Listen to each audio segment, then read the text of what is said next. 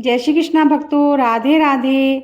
आज हम आपके सामने प्रस्तुत करने जा रहे हैं कार्तिक मास की 5 कहानियाँ एक साथ। तो बने रहिए हमारे साथ वीडियो में लास्ट तक। तो पहली कहानी है धर्मराज जी की कथा। 2 सेठानियाँ थी। एक के घर में बहुत धन था पर वह कंजूस थी। दूसरी के पास धन थोड़ा कम था पर मन से वह बहुत अमीर थी। रोज सवेरे उठती, गंगा स्नान करती, तुलसी माता, बड़ पीपल सींचने, भगवान के मंदिर जाके पूजा करती। धर्मराज सूरज भगवान की कहानी सुनती, भगवान के भोग लगाकर अतिथि को जिमाती, गाय कुत्ता के लिए घास निकालती। दूसरी सेठानी इस धर्मात्मा को देखकर हंसती और कहती, पता नहीं दिन भर क्या करती रहती है। थोड़े समय बाद दोनों सेठानियों को भगवान का बुलावा आया। धर्मात्मा सेठानी के तो यमराज जी ने विमान भेजा और दूसरी को दूत मारते मारते ले गए। रास्ते में सेठानी बोली, मेरे को भूख लगी है। तो दूत बोले, किसी को कुछ दिया होगा तो मिलेगा ना। फिर बोली, प्यास लगी है। दूत बोले, किसी को पानी पिलाया होगा तो मिलेगा ना। रास्ते में उसे कांटे चुभने लगे, गर्मी पड़ने लगी, पर दूत तो उसे घसीटते ही ले गए। अब सेठानी बहुत पछताने लगी कि सब कुछ होते हुए भी दान धर्म नहीं किया।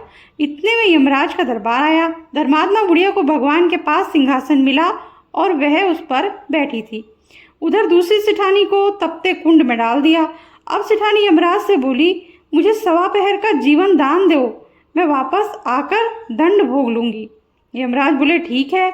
सेठानी के शरीर में वापस प्राण डाल दिए। संसार में आते ही पंडितों को बुलाकर सेठानी ने धर्मराज की कथा सुनी, सब तरह से दान धर्म किया। इतने में समय पूरा हो गया। अब की बार विमान आया 1.25 पहर के दान धर्म से सेठानी को स्वर्ग मिला। अगली कहानी है तुलसी माता की कहानी। कार्तिक महीने में एक बुढ़िया माई तुलसी जी को सींचती और कहती कि हे तुलसी माता, सत की दाता, मैं तेरा बिरला सींचती हूँ, मुझे बहू दे, पीताम्बर की धोती दे, मीठा मीठा घास दे, बैकुंठा में वास दे, चटक की चाल दे, पटक की मौत दे, चंदन का काट दे, रानी सा राज दे, दाल भात का भोजन दे, 11 की मौत दे, कृष्ण जी का कंधा दे। तब तुलसी माता यह सुनकर सूखने लगी। तो भगवान ने पूछा कि हे तुलसी, तुम क्यों सूख रही हो? तुलसी माता ने कहा कि एक बुढ़िया रोज आती है और यही बात कह जाती है, मैं सब बात तो पूरा कर दूं, लेकिन कृष्ण का कंधा कहाँ से लाऊं? तो भगवान बोले, जब वो मरेगी तो मैं अपने आप कंधा दे आऊँगा। जब बुढ़िया मर गई तो सब लोग आ गए। जब माई को ले जाने लगे तो वे किसी से नहीं उठी। तब भगवान एक 12 बरस के बालक का रूप धारण करके आए। बालक ने कहा, मैं कान में एक बात कहूँगा तो बुढ़िया माई उठ जाएगी। बालक ने कान में कहा, बुढ़िया माई मन की निकाल ले, पीताम्बर की धोती ले, मीठा मीठा घास ले, बैकुंठा को वास ले, चटक की चाल ले, पटक की मौत ले, कृष्ण जी का कंधा ले। ये सुनकर बुढ़िया माई हल्की हो गई। भगवान ने कंधा दिया और बुढ़िया माई को मुक्ति मिल गई। हे तुलसी माता, जैसे बुढ़िया माई को मुक्ति दी वैसे सबको देना। अगली कहानी है गौ माता की कहानी। एक बार विश्वरथ राजा अपनी सेना के साथ वशिष्ठ ऋषि के आश्रम में गया। वशिष्ठ ऋषि ने पूरी सेना को 56 प्रकार के व्यंजन खिलाए। राजा हैरान हो गया कि मैं राजा हूँ फिर भी हमारे यहाँ इतना वैभव नहीं है, ये किसका चमत्कार है? वशिष्ठ ऋषि ने कामधेनु गौ माता के पास राजा को ले गए और कहा कि ये मेरी इष्ट गौ माता हैं और मैं गाय की ही पूजा करता हूँ और गौ माता मेरी सारी कामना पूर्ण करती हैं। विश्वरथ राजा ने कहा, सैनिकों, गाय को खोलो। अब गौ माता रोने लगी। वशिष्ठ ऋषि गौ माता के आगे रोने लगा और कहने लगा, माँ, मैंने तुम्हें राजा को नहीं दिया है, वो जबरदस्ती आपको ले जा रहा है, मैं क्या राजा से लड़ूंगा? गौ माता ने कहा, बता कि तू मुझे कितना प्यार करता है। गौ माता सिर्फ चारा नहीं चाहती, वो तो प्यार चाहती है। वशिष्ठ ऋषि बोले, माँ, अगर तू यहाँ से चली जाएगी तो मैं मर जाऊंगा। बस इतना कहना था कि गौ माता ने एक झटका मारा, तुरंत सारे सैनिक अंधे हो गए। विश्वरथ राजा तब से सब कुछ छोड़कर भागने लगा और कहने लगा, धिक बलम क्षत्रिय बलम ब्रह्म तेजो बलम बलम, मतलब ब्राह्मण का बल सबसे बड़ा होता है। तब से विश्वरथ राजा ने राजपाट छोड़ दिया और गौ माता ने उसे विश्वामित्र ऋषि बना दिया। बोलो विश्वामित्र महाराज की जय। अगली कहानी है लपसी तपसी की कहानी।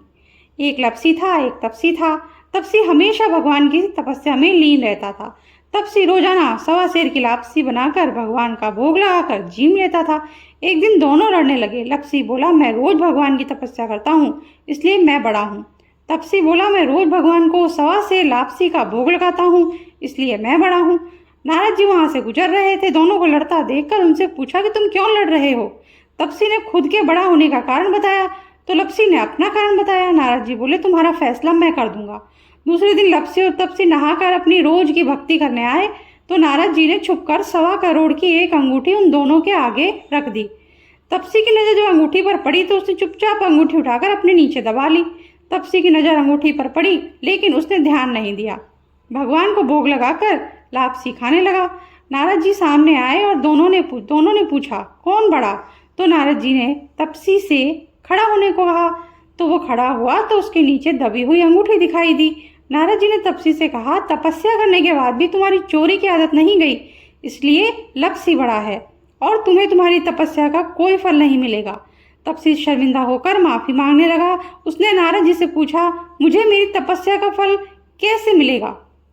नारद जी ने कहा, यदि कोई गाय और कुत्ते की रोटी नहीं बनाएगा तो फल तुझे मिलेगा। यदि कोई ब्राह्मण को भोजन करवाकर दक्षिणा नहीं देगा तो फल तुझे मिलेगा। यदि कोई साड़ी के साथ ब्लाउज नहीं देगा तो फल तुझे मिलेगा। यदि कोई दिए से दिया जलाएगा तो फल तुझे मिलेगा। यदि कोई सारी कहानी सुने लेकिन तुम्हारी कहानी नहीं सुने तो फल तुझे मिलेगा। उसी दिन से हर व्रत कथा कहानी के साथ लपसी तपसी की कहानी भी सुनी और कही जाती है। अगली कहानी है पीपल सींचने की कथा।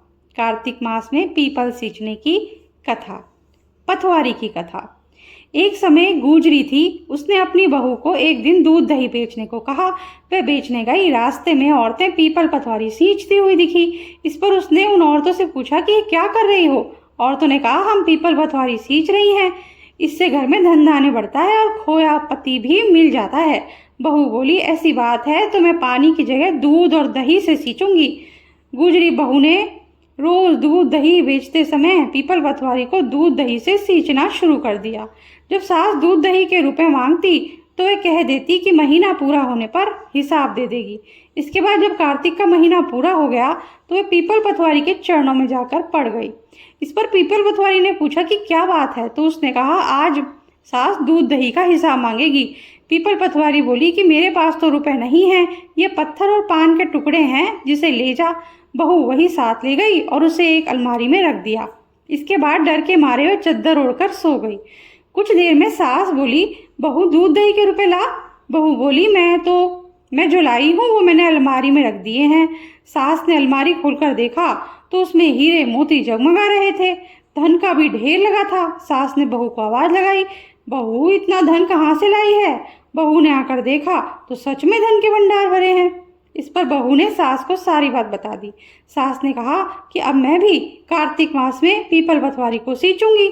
इसके बाद जब कार्तिक मास आया तो सास दूध दही बेचने चली गई। पर वह दूध दही बेचने के बाद खाली हांडी में पानी डालकर उससे पीपल पथवारी में पानी डाल देती। पूर्णिमा के दिन उसने अपनी बहू से कहा कि वह उससे दूध दही के रुपए मांगे। जब बहू ने रुपए मांगे तो वह भी पीपल पथवारी के चरणों में जाकर कहने लगी कि मुझसे बहू रुपए मांग रही है। इस पर पीपल पथवारी ने उसे भी पत्थर और पान के टुकड़े दे दिए, जिसे सास ने अलमारी में ले जाकर रख दिया। इसके बाद जब बहू ने अलमारी खोलकर देखा तो उसमें कीड़े मकोड़े मिले। इस पर सब कोई कहने लगे कि बहू तो सत की भूखी थी, लेकिन सास ने धन की भूखी होकर पीपल पथवारी को सींचा, इसीलिए उसे फल नहीं मिला। कथा के अंत में कहा जाता है कि पथवारी माता ने जैसा बहू को फल दिया वैसा सबको दे, और जैसा सास को दिया वैसा किसी को नहीं दे। तो इसी के साथ आज का ये वीडियो हम यहीं समाप्त करते हैं। अगर आपको अच्छा लगा हो तो लाइक ज़रूर कीजिएगा और आगे भी शेयर कीजिएगा। और अगर आपने अब तक चैनल को सब्सक्राइब नहीं किया है तो प्लीज़ सब्सक्राइब कर दीजिए, बेल आइकन प्रेस कर दीजिए। Thank you. राधे राधे।